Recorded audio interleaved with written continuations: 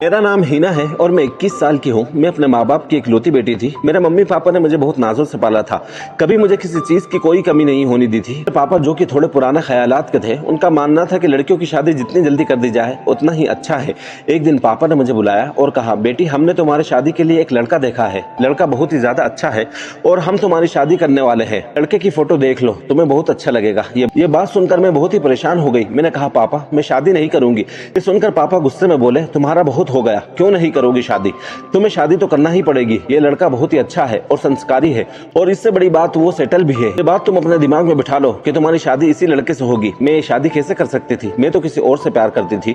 मेरी आंखों में आंसू गिरने लगे। जिस बात का डर था आखिर वही हुआ। जिससे मैं प्यार करती थी उसका नाम ऋतिक था। मैंने सारी बातें उसको बताई। पापा मेरी शादी कर रहे हैं, मैं क्या करूं? उसने कहा, तुम मेरे बारे में पापा को बता दो। शादी मैं तुमसे ही करूंगा, मैं तुम्हारे बिना नहीं रह सकता। फिर अगले दिन पापा ने मुझसे कहा, मन अगले हफ्ते तुम्हारी शादी है। ये सुनकर मेरे होश उड़ गए। मैंने डरते डरते बोला, पापा इतनी जल्दी शादी? उन्होंने कहा, लड़के वाले चाहते हैं कि हम शादी जल्दी करें। मैंने सहमे अंदाज में पापा से बोला कि पापा मैं किसी और लड़के को पसंद करती हूँ और मैं उससे शादी करना चाहती हूँ।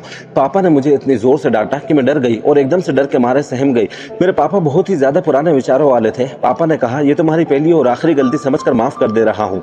आज कह दिया है, आज के बाद ऐसी बातें जवान पर नहीं आनी चाहिए। तुम्हारी शादी वहीं होगी, कुछ भी हो जाए।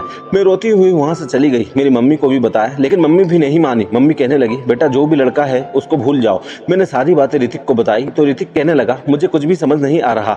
मैंने भी अपने पापा से बात की तो पापा नहीं माने। पापा ने बोल दिया कि मेरी शादी कहीं और फिक्स कर चुके हैं और तुम्हारे घर भी शादी की बात चल रही है। मेरे घर पर भी शादी की बात चल रही है।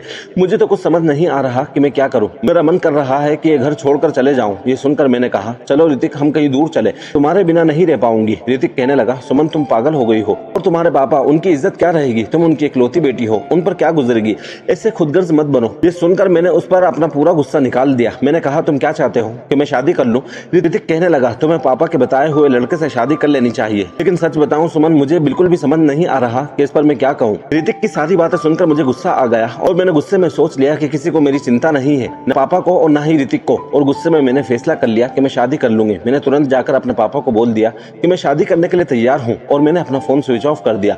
मेरी बात सुनकर पापा खुश हो गए और बोले, बेटा ये तो बहुत ही अच्छी बात है। जब मैं ससुराल गई तो मेरा बहुत अच्छे से स्वागत हुआ। आज पहली रात थी, मेरे चेहरे पर मायूसी थी, लेकिन मैं क्या करती, मेरा तो सब कुछ छूट गया था। ऋतिक जिसे मैं इतना प्यार करती थी, उसने भी मेरा साथ नहीं दिया। रात को लगभग 1 बज चुके थे, लेकिन अभी तक मेरा पति नहीं आया था। और सच बताऊं तो मेरे मन में यही चल रहा था कि ऐसे ही रात गुजर जाए, मेरा पति कमरे में ना आए, क्योंकि मैं ऋतिक से ही प्यार करती थी। मेरा इस शादी को करने का मन नहीं कर रहा था। ये सब सोच सोच कर मेरी आंखों में आंसू रुक नहीं रहे थे। थोड़ी ही देर के बाद मुझे किसी के कमरे में आने की आवाज आई तो मैंने घूंघट डाल लिया। फिर मेरे पति कमरे में आए। मैं घूंघट में ही थी, लेकिन आते ही वो सोफे पर बैठ गए। मेरे बोलने का बिल्कुल भी मन नहीं था। फिर भी मैंने कहा, क्या हुआ, आपको शादी करने का मन नहीं था? ये सुनकर उसने मुझे पीछे से पकड़ने की कोशिश की, लेकिन मैंने खुद को दूर कर दिया। मैंने कहा, देखिए आप प्लीज मुझसे दूर रहिए, अब अभी मैं तैयार नहीं हूँ इन सब के लिए। ये सब सुनने के बाद उसने मेरा घूंघट उठाया। घूंघट जैसे ही उठाया मेरे तो होश उड़ गए।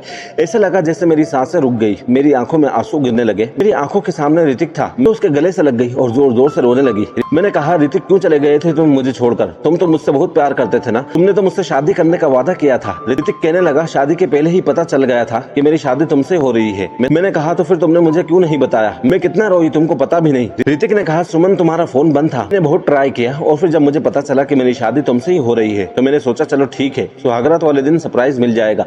मैं तुम्हारा चेहरा देखना चाहता था। जब मुझे पता चला कि तुम्हारी शादी किसी और से नहीं, तुम्हारी शादी मुझसे ही हो रही है, मैं तुम्हारे चेहरे की वो खुशी देखना चाहता था। हमारी किस्मत अच्छी थी कि मेरा प्यार मिल गया और हम दोनों बहुत ही ज्यादा खुश थे।